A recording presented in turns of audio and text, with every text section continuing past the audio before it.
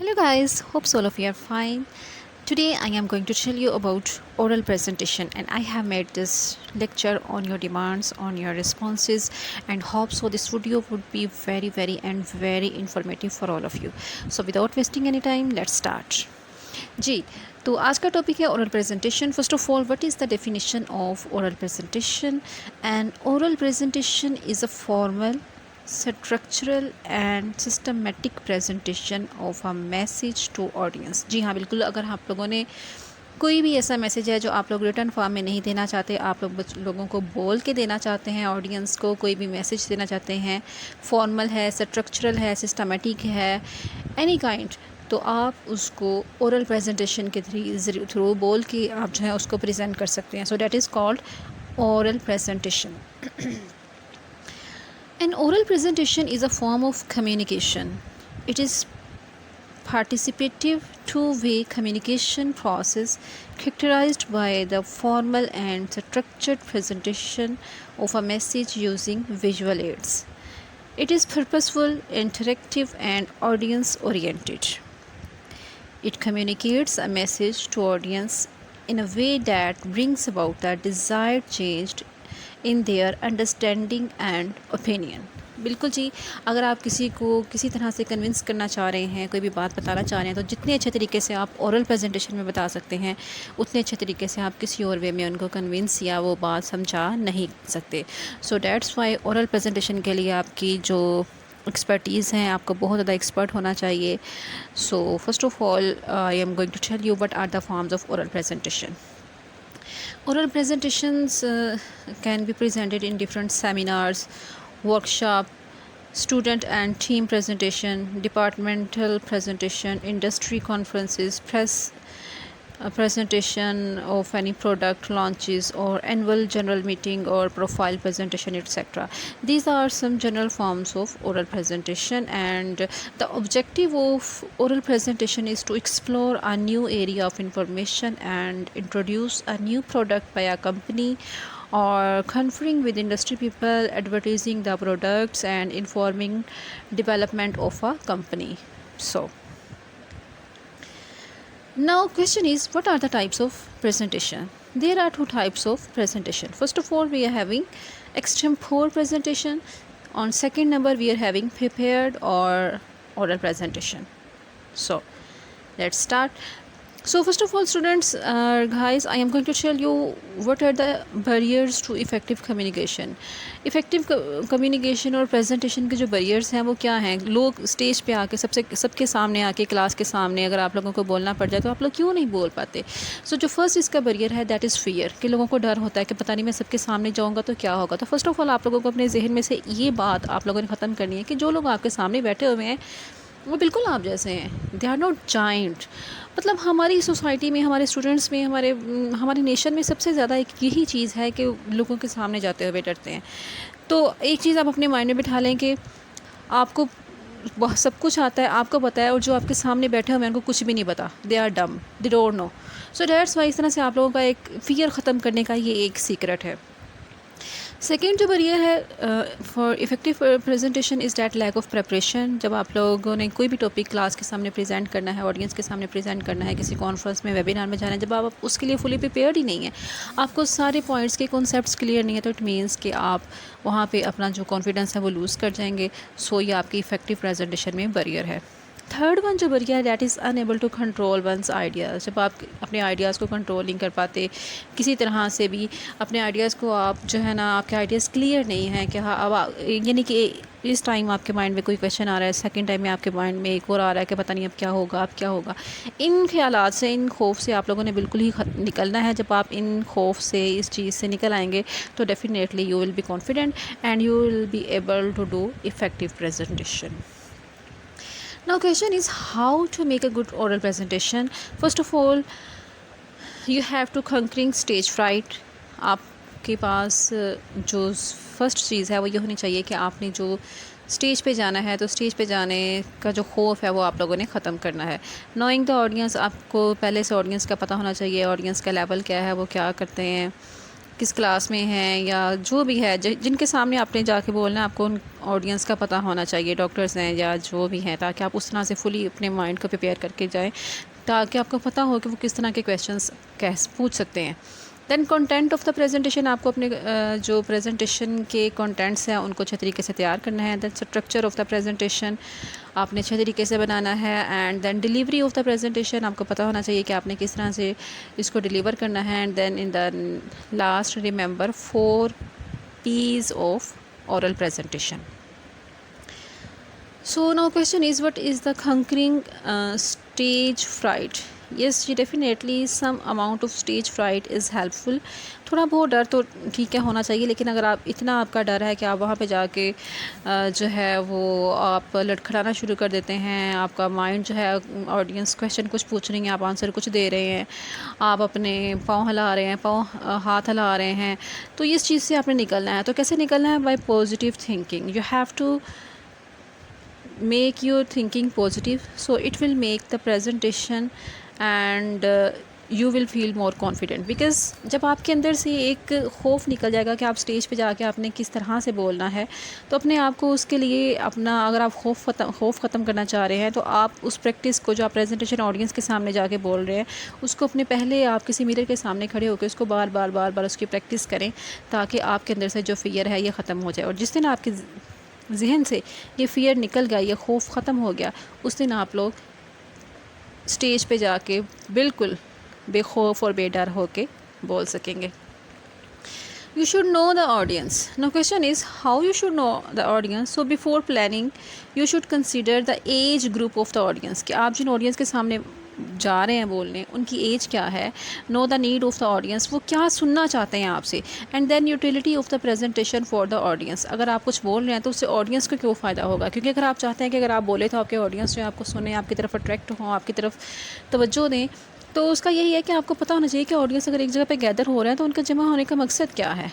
Then information gained after attending the presentation, जब आप लोगों ने कोई भी प्रेजेंटेशन, कोई भी ऑडियंस जो हैं वो क्या इन्फॉर्मेशन लेना चाह रहे हैं, और अगर वो उन्होंने आपकी प्रेजेंटेशन से क्या इन्फॉर्मेशन गेन की है, यह आपका सबसे मेन जो है पॉइंट है। Then content of the presentation, it should not be too difficult to understand, and if too long or shorten the content according to the time available, include examples and instructions to support the argument. बिल्कुल जी, आपके जो content हैं वो बिल्कुल to the point होने चाहिए, इतने लंबे नहीं होने चाहिए कि सुनने वाले जो हैं वो थक जाएं, बोर हो जाएं, इतने छोटे भी नहीं होने चाहिए कि नेक्स्ट जो ऑडियंस है उनको समझ ही ना आए। Now question is, what is the structure of the presentation? What is the structure of the presentation? जब आपने कोई भी प्रेजेंटेशन देनी है, सबसे पहले आपने बताना है इंट्रोडक्शन, कि क्या है, आप कौन से टॉपिक पे ऑडियंस को बताने जा रहे हैं, ताकि सब लोग जो हैं वो एकदम से इन्वॉल्व हो जाएं। सेकंड, बॉडी में आपने सब कुछ बताना है, डिटेल बतानी है। और देन कंक्लूजन में आप लोगों ने बताना है कि state the goal and use of the presentation, यानी कि जो भी आपने प्रेजेंटेशन दिया उसका मकसद क्या था। And leave the audience with a positive feeling about you and your ideas. आपने जो भी चीज़ करनी है उसमें आप लोगों ने ये मतलब कि कोशिश करनी है कि जो स्ट्रक्चर है, फर्स्ट ऑफ ऑल आपका इंट्रोडक्शन होना चाहिए, टॉपिक, दैन बॉडी में आपने डिटेल इन्फॉर्मेशन देनी है, और कंक्लूजन में आपने ऑडियंस को सेटिस्फाइड करना है और कोशिश करनी है कि उनकी व्यूज़ आपके बारे में पॉजिटिव रहें। और पॉजिटिव कैसे रहेंगे? जब आप किसी भी प्रेजेंटेशन को अच्छे तरीके से प्रेजेंट करेंगे। Then delivery of the presentation, अब प्रेजेंटेशन की जो डिलीवरी होती है, first of all the quality of the voice, आपकी वॉइस जो है वो अकॉर्डिंग टू द ऑडियंस होनी चाहिए। अगर आपकी ऑडियंस बहुत ज़्यादा और आपकी आवाज़ बहुत कम है तो डेफिनेटली आपकी प्रेजेंटेशन जो है यूज़लेस होगी। लेकिन अगर आपकी ऑडियंस बहुत कम है और आपकी आवाज़ बहुत ऊंची है तो डेफिनेटली ये भी अच्छा नहीं लगेगा, लोग कान बंद कर लेंगे, इतनी ऊंची आवाज़। तो ये चीज़ें हैं जो आपको ओरल प्रेजेंटेशन में ध्यान से जो है ना उनको आप लोगों ने देखना होता है। देन आपने रैपट विद द ऑडियंस, जी हाँ जी, look into the eyes of the audience while presenting. बिल्कुल भी अब आप प्रेजेंट करें तो आप दीवारों की तरफ देख रहे हैं, कभी उधर देख रहे हैं, यही आप अपने ऑडियंस की तरफ देखें, उनको दिखाएं कि आप यहाँ पे उनके लिए बोल रहे हैं, और आप उनकी आंखों में आंखें डाल के देखें। मतलब आंखों में आंखें डालने का मतलब, बहुत से लोग नेगेटिव ले जाते हैं कि आंखों में आंखें डालने का मतलब यह है कि आप उनको शो करवाएं कि आप यहाँ पे हैं और आप उनके लिए यहाँ पे बोल रहे हैं, ताकि वो मुतवज्जो हों। Shift from one pair of eye to another so that you have a glance of all them, सब पे थोड़ी थोड़ी नज़र रखें ताकि पता चले कि आप उनको देख रहे हैं।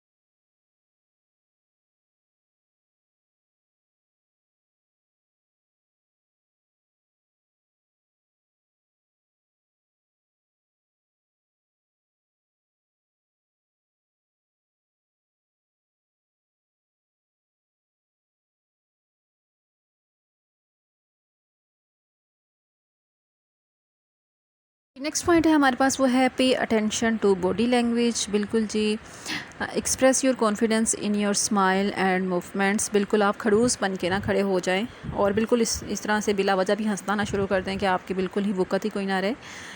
B confident and stand straight and do not stagnate to one place. एक जगह पे खड़े रहें और बिल्कुल बार बार जो है, मैंने देखा है कि अक्सर लोग या स्टूडेंट्स क्या करते हैं, हम कहते हैं कि कॉन्फिडेंस गेन करने के लिए पूरे स्टेज पे मूवमेंट घूमना शुरू कर देते हैं। That is very bad impression.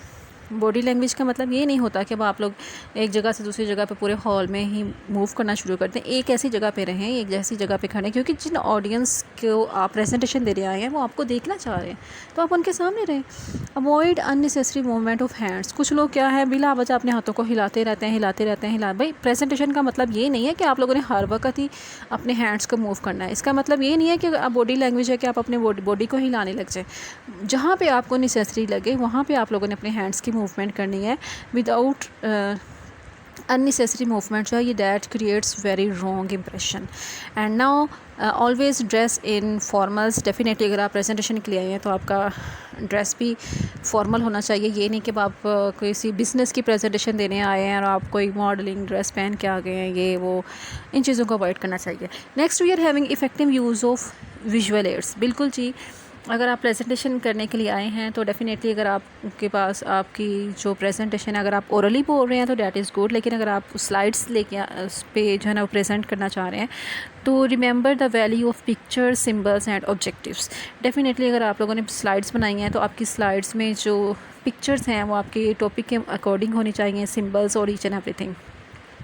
Use a plain font of size, alphabetical size. मतलब ऐसा कोई मतलब कि इतना डिज़ाइनिंग वाला ऐसा अगर आप फ़ॉन्ट साइज़ यूज़ करेंगे जो ऑडियंस की समझ में ना आएगा तो दैट क्रिएट्स बैड इंप्रेशन। बहुत सिंपल सा यूज़ करें। Do not use more than 3 colours. ज़्यादा भी कलरफुल ना बनाएं उसको। And practice before how to operate the equipment. अगर आप प्रेजेंटेशन के लिए आ रहे हैं और आपको पता है कि वहाँ पे किस तरह के टूल्स यूज़ हो रहे हैं, तो बजाय इसके कि आप ऑडियंस के सामने जाकर आपको एम्बेरसमेंट हो फील हो, आपको लैपटॉप यूज़ करना ना आए, कुछ भी ना आए, तो ये चीज़ें आपको अपने माइंड में रखनी होंगी। Now ji, the most important thing that you have to remember 4 P's. Now question is what are the 4 P's? आप सब लोगों का इसका इंतज़ार था कि पता चले जी। First P means planning. आप लोगों ने प्लानिंग करनी है। देन प्रेपरेशन, फिर आप लोगों ने अपनी प्रेजेंटेशन की प्रेपरेशन करनी है, परफॉर्म करना है और उसकी प्रैक्टिस करनी है। इसको 4 P's क्यों कहते हैं? क्योंकि ये 4 वर्ड्स हैं, P से स्टार्ट हो रहे हैं and they are very important for oral presentation. Planning में डेफिनेटली आप लोगों ने क्या करना है, आप लोगों ने अपना पर्पस डिफ़ाइन करना है, ऑडियंस को एनालाइज करना है और आप लोगों ने ओकेजन को एनालाइज करना है and select a suitable title. आपने प्लानिंग में अपना एक सूटेबल टाइटल जो है उसको सिलेक्ट करना है। फिर प्रिपरेशन आपने करनी है, उसमें आप लोगों ने डेवलप द सेंट्रल आइडिया कि आपने जो मेन थीम है उसका अगर आपको क्लियर नहीं है तो आप ऑडियंस को किस तरह से समझाएंगे। फ़र्स्ट ऑफ़ ऑल जो आप लोगों ने प्रिपरेशन करनी है, जो आप लोगों ने टॉपिक प्रेजेंट करना है, वो आपको क्लियर होना चाहिए। फर्स्ट ऑफ़ ऑल आप उससे प्रिपेयर करें, खुद प्रिपेयर करें, फिर आप ऑडियंस के सामने हैं। Then gather supporting information. जो भी इंफॉर्मेशन आप मतलब गैदर कर सकते हैं अपने आइडियाज़ को, अपने जो आपके लॉजिक्स हैं उनको सपोर्ट करने के लिए, वो आपके पास एग्जांपल्स ईच एंड एवरीथिंग आपके पास होनी चाहिए। फिर देन प्रैक्टिस अपनी प्रेजेंटेशन की पहले खुद प्रैक्टिस करें and then in the end perform. So then जब आपने प्रैक्टिस कर ली है, in the end you should begin the presentation with confidence, be organised, pay attention to non verbal behaviour also and use for appropriate visual aids. So one thing I would like to tell you, very important note while using visual aids, avoid using a diagram prepared for a technical report in the presentation and मतलब कि आप अगर आपने कोई transparent white board use कर रहे हैं तो आप लोगों ने इस तरह से करना है कि आप लोगों ने इस तरह से अपनी मूवमेंट रखनी है कि आपकी जो दीवार पे स्लाइड शो हो रही है वो बिल्कुल लोगों को, ऑडियंस को विजिबल हो। ये नहीं कि आप उन स्लाइड्स के सामने, उस प्रेजेंटेशन के सामने, उस स्क्रीन के सामने खुद खड़े हो जाएं और ऑडियंस को बिल्कुल भी नज़र ना आए, बिकॉज़ लोगों को अट्रैक्ट करने का ये एक तरीका होता है। So that was all about the oral presentation. Hope so it would be very useful for all of you. Please use all these techniques in your oral presentation, and in the end I would like to remind you, please don't forget to comment in comment section if you like this video. Thanks.